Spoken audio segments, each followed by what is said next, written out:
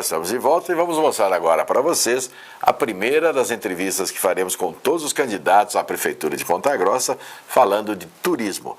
O propósito dessa ação nossa aqui do Gênio do Mundo é mostrar realmente o que pensam os candidatos e o que eles pretendem fazer para ajudar, auxiliar no desenvolvimento do turismo aqui de nossa cidade. Vamos então iniciar a entrevista de hoje com o candidato do PSOL, Sérgio Gadini. E agora chegou aquele momento bastante importante, todos esperavam aqui no nosso programa, que é o início da série de entrevistas que pretendemos fazer aqui com todos os candidatos à Prefeitura de Ponta Grossa. E hoje nós estamos recebendo aqui, tendo a honra de receber em nosso estúdio, o candidato Sérgio Gadini do PSOL. E assim que ele está aqui hoje, assim como ele todos estarão também, estarão respondendo algumas perguntas sobre, evidentemente, turismo, né? Que é a razão aqui do nosso programa. A partir de hoje, então, portanto, até antes das eleições, toda semana nós teremos em um dos blocos do programa a presença de um dos candidatos à Prefeitura aqui de Ponta Grossa, falando sobre turismo. Muito bem, antes de eu dar uma boa noite aqui para o Gadini, eu quero fazer uma leitura de um breve currículo dele, para quem não o conhece, ficar sabendo aqui quem é o professor Sérgio Gadini.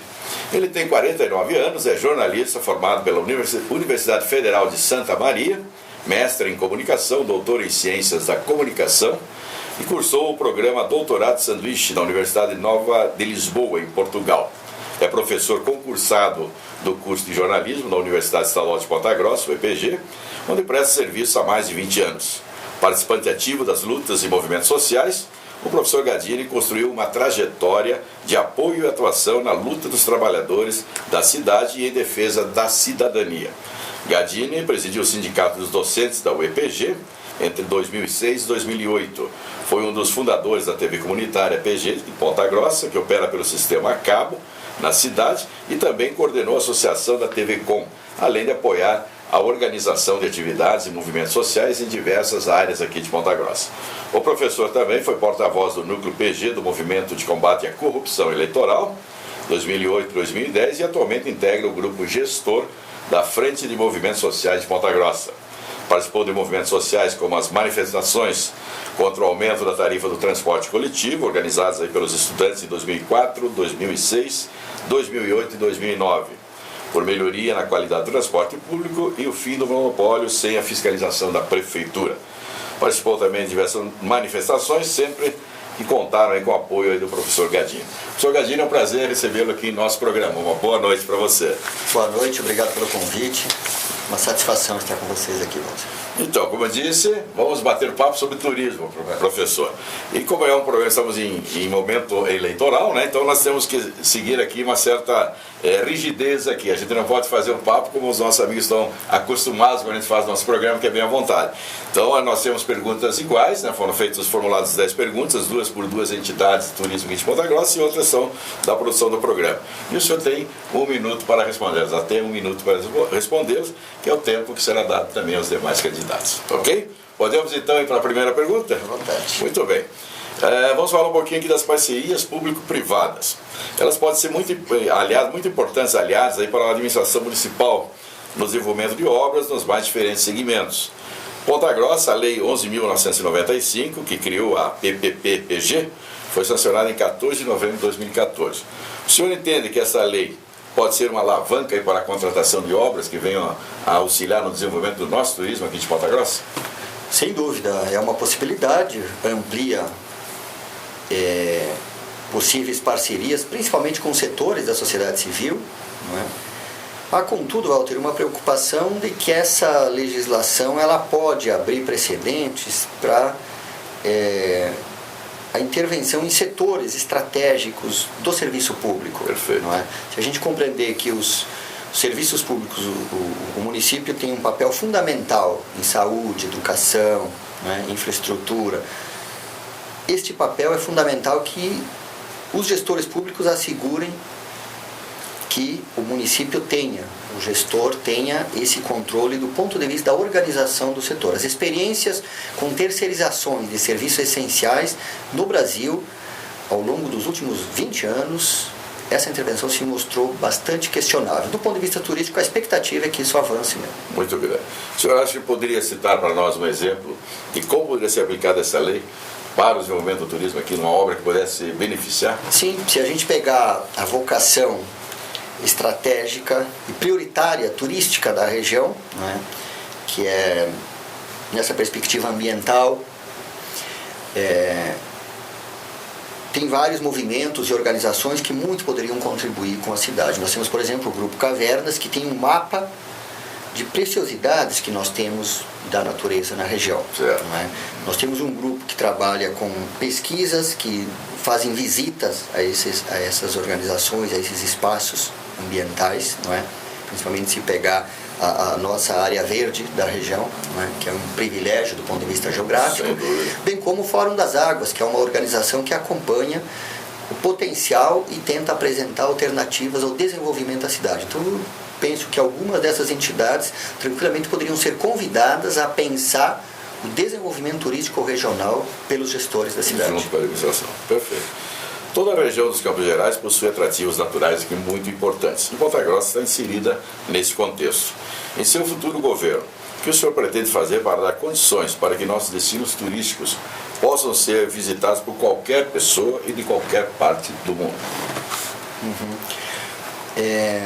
Nós temos um grande potencial aqui na região, Walter, que é o Parque Nacional dos Campos Gerais, que ele já está formalmente homologado, criado, e, no entanto, infelizmente, até o momento, setores empresariais da região criaram alguns obstáculos para a efetivação desse parque. A riqueza e o potencial turístico que isso pode trazer, como mais um espaço de visitação pela contribuição que tem, é um potencial a ser explorado. Na nossa avaliação, o próximo prefeito de Ponta Grossa deve ter esse compromisso, e nós assumimos esse compromisso de lutar, ampliar esse debate pela efetivação do Parque Nacional dos Campos Gerais, para explorar junto com os demais espaços que nós já temos na região. Você estaria criando uma nova opção. Exatamente. Muitas coisas boas, com certeza. Bem, seguindo na nossa pergunta 4, professor Sérgio Gadini, o Parque Estadual de Vila Velha, que está localizado a apenas 20 quilômetros aqui da nossa cidade, e que normalmente ele é anunciado aí pela Paranaturismo, enfim, pela propaganda, né, do parque, como a 80 quilômetros de Curitiba. Na sua opinião, o senhor acha que ele está sendo bem administrado pelo governo estadual? Na nossa proposta, Walter, nós, se vencermos a eleição, nós vamos solicitar a encampação do Parque Vila Velha ao município. Uma experiência que já teve na cidade, inclusive, porque hoje a proximidade, não só geográfica do parque, apesar dessa proximidade nossa, a cidade está distante, a maioria da população está distante. Então, esse é um problema que o gestor tem que assumir. É preciso e necessário a gente aproximar a população do parque, e uma das maneiras é isso. Né? É possível, se a gente pegar os indicadores de gestão de parques públicos por municípios, a gente vai verificar que é viável, sem prejuízo ao município, e que sim, pode incluir o maior número de pessoas do ponto de vista de um turismo inclusivo mesmo. Perfeito. É o que você diz, como o governo municipal poderia estar de repente mais envolvido, então, com a administração do parque, porque as pessoas, não só de fora, você venham mais conhecer também a nossa cidade, como também o Ponta Grossa se conhecer a própria atrativa. Exatamente, né? Exatamente. Perfeito. Bom, dando sequência ao candidato Sérgio Gadini, pergunta 5. Falando ainda aqui do nosso Parque de Vila Velha. Em 2015, o Parque Nacional do Iguaçu recebeu 1.900.000 visitantes, enquanto que aqui o Parque Estadual de Vila Velha não passou de 80 mil visitantes. Esse número realmente é muito pequeno, considerando a grandiosidade desse atrativo turístico que nós temos aqui, né? O que poderia ser feito, na sua opinião, para que Vila Velha recebesse realmente mais visitantes? Bom, em primeiro lugar, é tarefa, é desafio do prefeito de Ponta Grossa e da equipe gestora chamar os setores, convidar os setores envolvidos e que trabalham diretamente com o turismo, para definir diretrizes para uma política pública de turismo.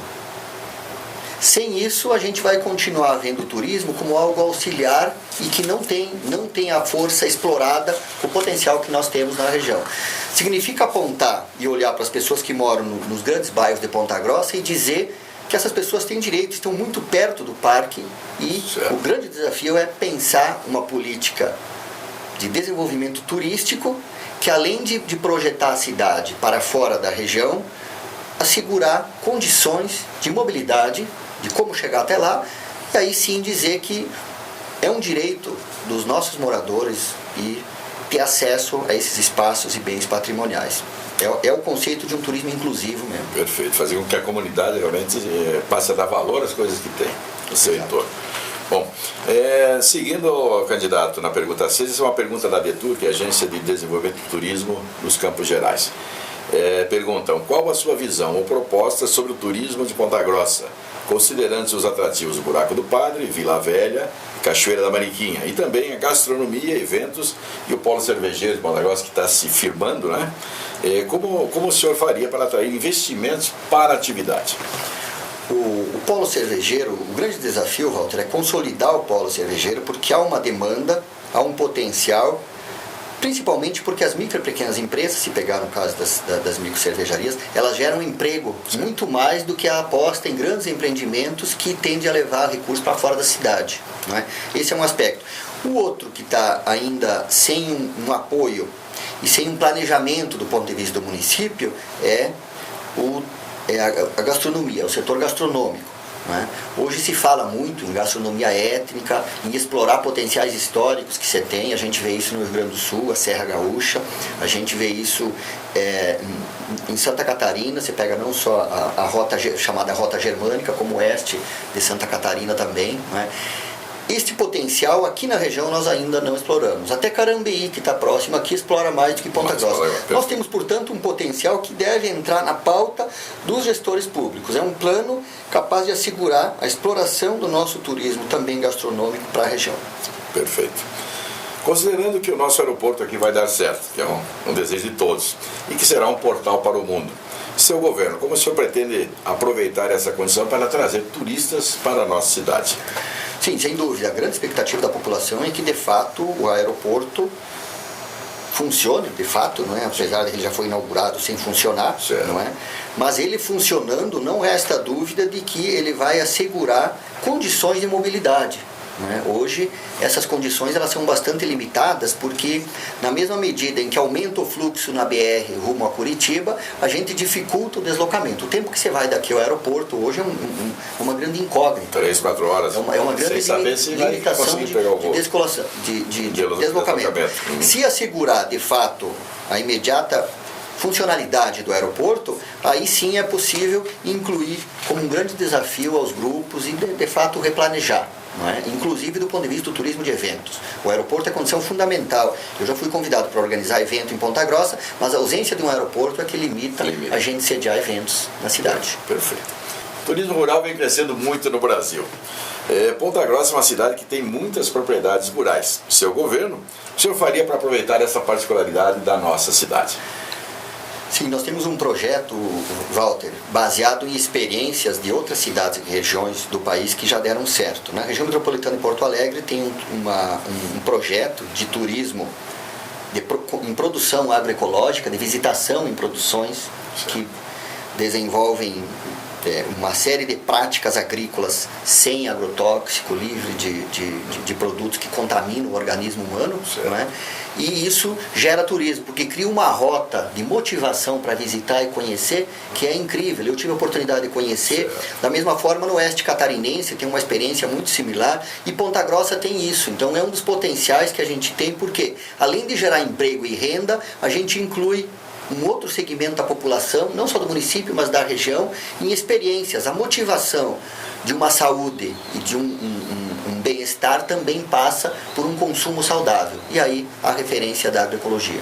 Perfeito. Além do que está agregando também para o próprio proprietário da área rural. Exatamente. Está conseguindo ter um faturamento extra. O artesanato é também um grande atrativo turístico aqui em Ponta Grossa. E nossa cidade possui talentos muito interessantes aí nessa área. O que o senhor poderá fazer no seu governo para apoiar as pessoas que trabalham com artesanato aqui em nossa cidade, prefeito? Importantíssimo. Aqui na região, e não exclusivo de Ponta Grossa, mas da região, tem um potencial de artesanato indígena, caigangue e guarani, que passa pelo circuito. E, no entanto, quando a gente pensa que esses indígenas são meros passantes na cidade, sem estrutura e apoio, a gente vislumbra, Walter, a gente pretende implantar um programa de condições para que os grupos que produzem artesanato e a experiência dos grupos indígenas é um pouco isso. Nós temos experiências em Santa Catarina, em 3 locais pelo menos, que a produção de artesanato indígena, ela tem uma riqueza de inclusão, não é? É comum a gente olhar o Mato Grosso, olhar as regiões mais ao norte do país, não é? E no entanto aqui no sul nós temos experiências incríveis. Qual que é o desafio do gestor? É pensar que esses grupos socialmente excluídos, eles também têm uma contribuição turística, assim como outros grupos também têm, e uma política de inclusão turística também prevê isso, a exploração desse potencial do artesanato. Perfeito. Muito importante, sem dúvida.